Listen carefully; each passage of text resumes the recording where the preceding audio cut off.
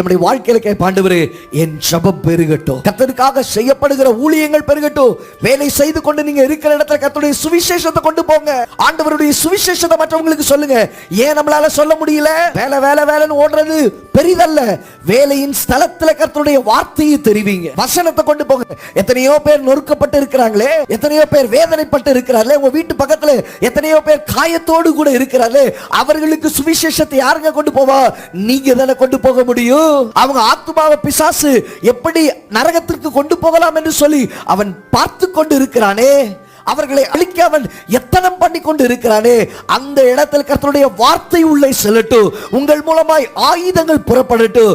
கர்த்தர் அவர்களுடைய ஜீவனை ரட்சிக்க வல்லமை உள்ளவராய் இருக்கிறார். கையால வேலையை செய், இன்னொரு கையால நீ ஆயுதத்தை பிடித்துக்கோ. ஜெயத்தை நான் கொடுக்கிறேன், ஜெயத்தை நான் கொடுக்கிறேன். குதிரை யுத்த நாளுக்கு ஆயத்தமாக்கப்படும், ஜெயமோ தேவனாலே உண்டாயிருக்கும்.